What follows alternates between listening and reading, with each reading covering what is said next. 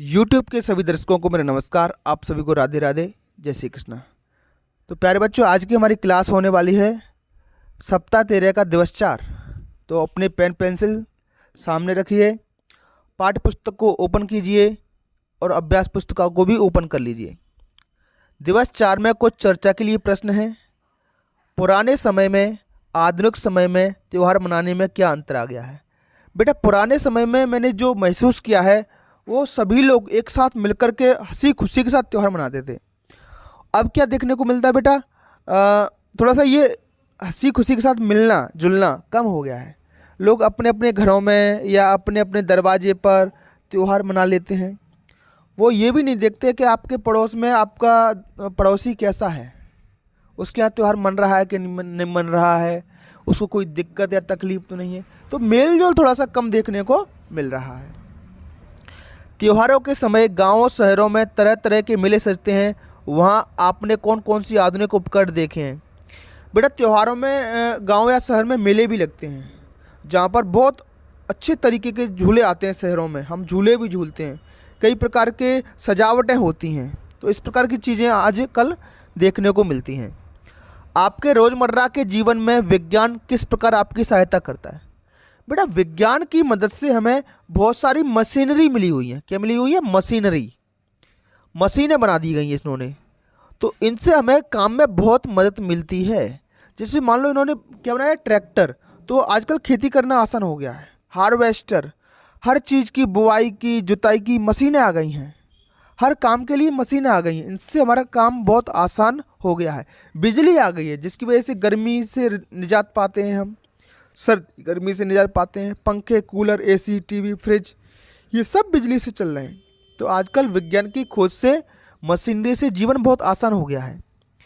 बस, ट्रक, यातायात के साधनों से बहुत सुविधा हुई है। क्या आपको विज्ञान के कुछ नुकसान भी नज़र आते हैं? कुछ नुकसान बताइए।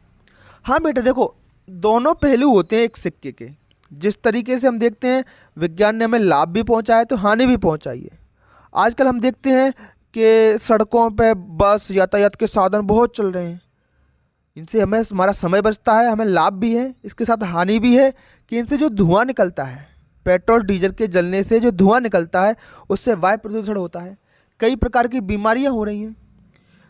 अपनी देश की जो राजधानी दिल्ली है, वहाँ पर प्रदूषण इस लेवल का है कि एक आम आदमी जो अन्य शहर से दिल्ली जाए तो निश्चित ही वो 10-15 दिन में बीमार हो जाता है। उसको खांसी, जुखाम या श्वसन संबंधी बीमारियां हो ही जाती हैं।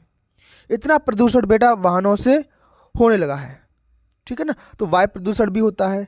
बड़ी बड़ी फैक्ट्रियां बनी हैं जिनसे हानिकारक केमिकल निकलते हैं, उससे भी बहुत बहुत नुकसान है।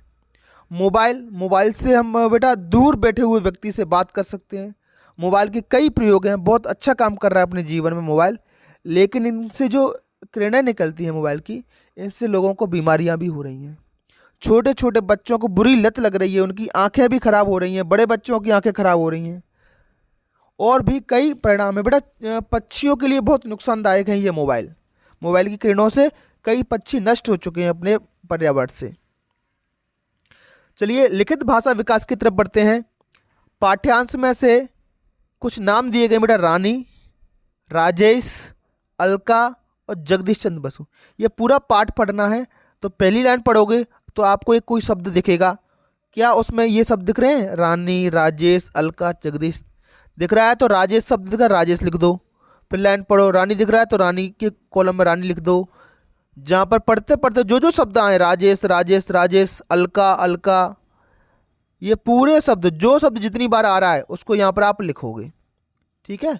जगदीश चंद्र बसु कितनी बार आया है, राजेश कितनी बार आया है, रानी कितनी बार आया है। तो इनमें से छांट करके आपको बताना है कि कौन सा शब्द सबसे ज़्यादा बार आया है। ये 2 कॉलम मैंने छोड़ दिए आपके लिए बेटा। इनमें आपको लिखना है अलका कितनी बार आया। जितनी बार अलका पाठ्यांश में आ रहा है उतनी बार लिखो यहाँ। जगदीश चंद्र बसु कितनी बार आया है, जितनी बार आए उतनी बार यहाँ लिखो, ठीक है, समझ गए। और सबसे ज़्यादा बार कौन सा शब्द आया है वो मुझे कमेंट बॉक्स में बताना कि सर सबसे ज़्यादा बार रानी शब्द आया है या फिर राजेश शब्द आया है, गिन करके, ठीक है। और कितनी बार आया है। प्रश्न क्रमांक 2, ये जो पाठ्यांश आपको पढ़ना है, 3 वर्णों वाले शब्द लिखने। 3 वर्ड मतलब अक्षर।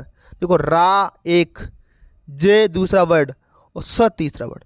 तो इस तरीके से 3 वर्ड वाले शब्द आपको छांट करके लिखने हैं। कुछ मैंने लिख दिए हैं, इनके अलावा कुछ और भी एक्स्ट्रा आपको ढूंढ करके लिखने हैं। आंगन, आ ग न, इसमें भी 3 वर्ड हैं। अलका, अ ल का, इसमें भी 3 वर्ड हैं। बेटा उम्मीद करता हूँ आप समझ गए होंगे इसको। इसके बाद अगला प्रश्न है, रानी की बुआ का क्या नाम है। तो बेटा पाठ पढ़ोगे आपको पता चल जाएगा कि रानी की बुआ का नाम अलका है। तो क्या कीजिएगा, क्या लिख देंगे, अलका। ठीक है प्यारे बच्चों, चलिए अगले प्रश्न की तरफ बढ़ते हैं। प्रश्न क्रमांक 4, जगदीश चंद्र बसु को क्या क्या करना पसंद था, उनका कौन सा शौक आपको भी पसंद है। तो बेटा जगदीश चंद्र बसु को बचपन से ही पेड़ पौधों से बहुत लगाव था। हमें उनका यह शौक बहुत पसंद है। तो पेड़ पौधों से लगाव बेटा सभी को होना चाहिए, उनकी हमें सुरक्षा करनी चाहिए। आपको क्या क्या करना पसंद है लिखिए। तो बेटा ये तो आपकी चॉइस है, बेटा आपको क्या पसंद है। तो आप लिख सकते हो हमें पढ़ना लिखना, खेलना, मोबाइल चलाना, कहानी सुनना, तैरना आदि बहुत पसंद है। ठीक है बेटा, चलिए आगे बढ़ते हैं। दिए गए वाक्यों में रेखांकित शब्दों को सही करके पुनः सही वाक्य लिखिए। बेटा एक वाक्य मैंने आपको कराया है, ये जो रेखांकित शब्द है इसमें कुछ गलत लिखा है इन्होंने, तो इसको सही करके पूरा वाक्य आपको फिर से लिखना है इस तरीके से। जैसे नित्यम ने बगीचे में, नित्यम ने बगीचे में, तो ये तितलियां शब्द गलत लिखा है। तितलियां इस तरीके से लिखा जाता है, तितलियां देखी, बस ये हो गया सही। इस वाक्य में संत, संत की गलत लिखा गया है और आश्रम गलत लिखा गया है। तो संत इस तरीके से लिखना है और आश्रम इस तरीके से, और बाकी पूरा वाक्य आप यहाँ पर लिख दोगे। ठीक है ना, इसी तरीके से बता देता हूँ। चलो मैं, संत ये सही होगा, संत जी। आश्रम इस तरीके से लिखा जाएगा, आश्रम में निवास करते हैं। बाकी पूरा वैसा का वैसा ही लिख दोगे, में निवास करते हैं। ठीक है प्यारे बच्चों, बाकी के आपको लिखने हैं। क्या क्या सुधार होता है वो मैं आपको बता देता हूँ। वाक्य नंबर 3, जगदीश चंद्र बसु विश्व, विश्व नहीं होता बेटा विश्व होगा, ऐसे इस तरीके से लिखा जाएगा। और वैज्ञानिक गलत लिखा है इन्होंने, व पे ए की मात्रा आएगी, ज्ञा न पे एक ही मात्रा, इन्होंने बड़ी की मात्रा लगा दी, वैज्ञानिक थे। तो यहाँ भी आप पूरा का पूरा वाक्य लिख दोगे, बस इस विश्व की जगह क्या लिखोगे, इस तरीके से। वाक्य नंबर 4 भी सुधार दिया है बेटा मैंने, पुरस्कार इन्होंने गलत लिखा है, इस तरीके से लिखा जाता है पुरस्कार। बाकी वाक्य पूरा का पूरा आप लिख दोगे, इसकी जगह पर ये वाला पुरस्कार लिखना है। ठीक है प्यारे बच्चों, चलिए अगले प्रश्न की तरफ बढ़ते हैं। कुछ विराम चिन्ह हैं, इसको पुनः मैं आपको समझा रहा हूं बेटा, बार बार विराम चिन्ह आ रहे हैं तो इनको अच्छे से समझ लीजिए। अगर 2 शब्द ऐसे आ रहे हैं जो बराबर के हैं तो उनके बीच में ऐसा निशान लगाना है, योजक चिन्ह कहते हैं उसको। पूर्ण विराम आप जानते हो है के बाद पूर्ण विराम लगेगा। अगर प्रश्न है तो प्रश्नवाचक चिन्ह लगाएं इस तरीके का। अगर किसी की कही हुई बात है तो उसको उद्धृत चिन्ह के साथ लिखेंगे आप। और ओह अरे आश्चर्य की बात हो तो इस तरह का चिन्ह आएगा बेटा।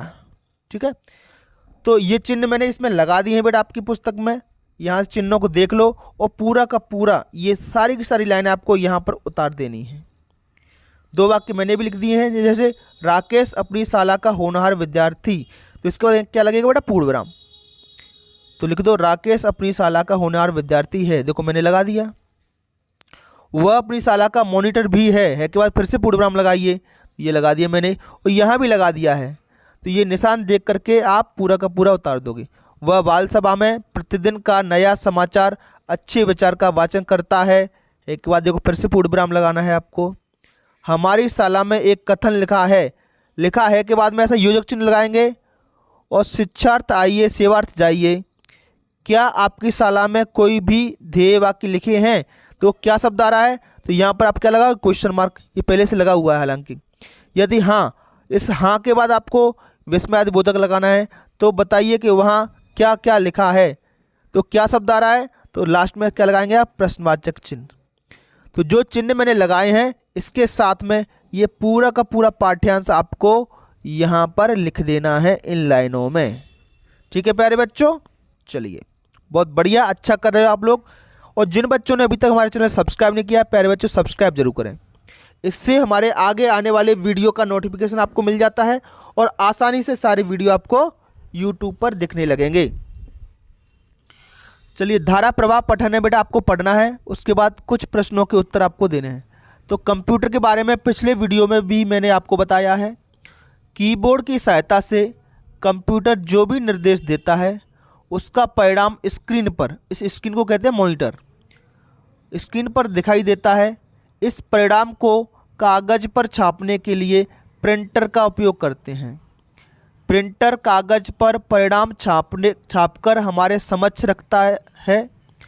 कंप्यूटर में स्क्रीन पर ऑब्जेक्ट को सिलेक्ट करने या खोलने के लिए माउस का प्रयोग, किसका प्रयोग? माउस का प्रयोग किया जाता है।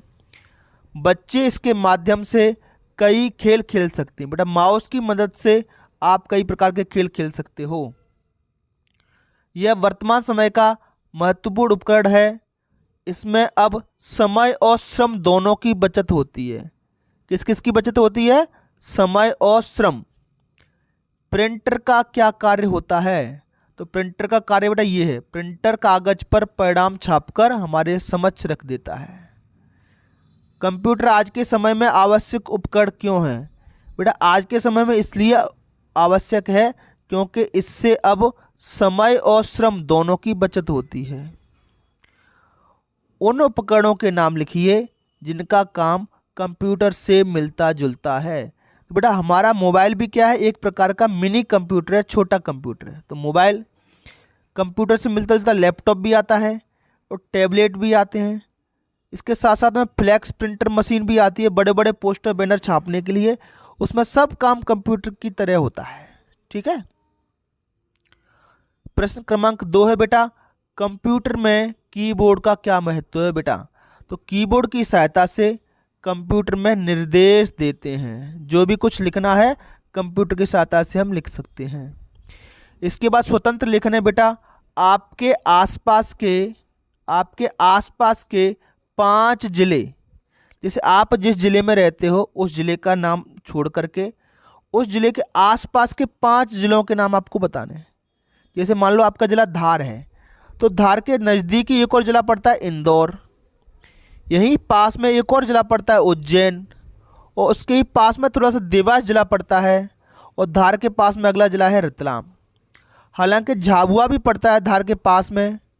ठीक है, तो झाबुआ भी लिख सकते हो आप। ये सब मध्य प्रदेश के ज़िले हैं। तो इन ज़िलों के नाम आप यहाँ पर लिख दो, इंदौर, उज्जैन, रतलाम, देवास, भोपाल। उज्जैन से थोड़ा सा और आगे निकल जाओगे तो भोपाल की तरफ बढ़ जाओगे आप। इसके बाद विकास खंड के नाम, बेटा जिले में विकास खंड होते हैं। जैसे धार जिले में कुछ विकास खंड हैं जिनके नाम है तिरला, धार स्वयं विकास खंड है, सरदारपुर, नालछा, धर्मपुरी, ये विकास खंड है, ब्लॉक हैं। ठीक है। इसके बाद एक सूचना दी गई है आप सभी के लिए प्यारे बच्चों। सूचना में क्या जानकारी है उसको पढ़िए, उसके बाद प्रश्नों के उत्तर आपको देने होंगे। तो सूचना है, सभी छात्र छात्राओं को सूचित किया जाता है कि दिनांक 10/7/2024 को, किस तारीख को? 10/7 को, बुधवार को बाल कैबिनेट का गठन होगा। किसके बारे में सूचना है बेटा? बाल कैबिनेट के गठन के बारे में, जिसमें सभी छात्रों की उपस्थिति अनिवार्य है। और ये कब दी गई ये सूचना? 8/7/2024 को। ये सूचना 8/7/2024 को दी गई है कि 10 तारीख को बाल कैबिनेट का गठन होगा। और किसकी आज्ञा से दी गई सूचना? तो ये लिखा है बेटा, प्रधानाध्यापक ने ये सूचना निकलवाई है। अब प्रश्न दिया गया है, दिया गया सूचना बोर्ड किसकी सूचना दे रहा है? तो सूचना दे रहा है बेटा वो बाल कैबिनेट के गठन की। तो लिख दो, बाल कैबिनेट के गठन की सूचना दे रहा है। प्रश्न क्रमांक 2, सूचना कौन से दिन लिखी गई है? तो ये लिखा है बेटा 8/7/2024 को लिखी गई है। ये मन डाल देना बेटा, इस दिन तो आपको आना है। सूचना कब लिखी गई है? 8 तारीख को। किसकी आज्ञा से लिखी गई है? प्रधानाध्यापक की आज्ञा से। इसका बाद बेटा श्रुतलेख है। इसमें आप जानते हो आपके शिक्षक आपके लिए शब्द या वाक्य बोलेंगे और उन शब्द या वाक्यों को आपको यहाँ लिखना है। तो आज की वीडियो में इतना ही। आपको हमारा वीडियो कैसा लगा बेटा कमेंट बॉक्स में जरूर बताएं। सभी शिक्षक साथियों से मेरी अपील रहती है कि आपके अमूल्य सुझाव, कोई चीज़ ऐड करवाना चाहते हो तो आपके सुझाव सदैव आमंत्रित हैं। आज की वीडियो में इतना ही, फिर मिलेंगे एक नई क्लास में। तब तक के लिए आपका दिन शुभ हो। Have a nice day and thank you.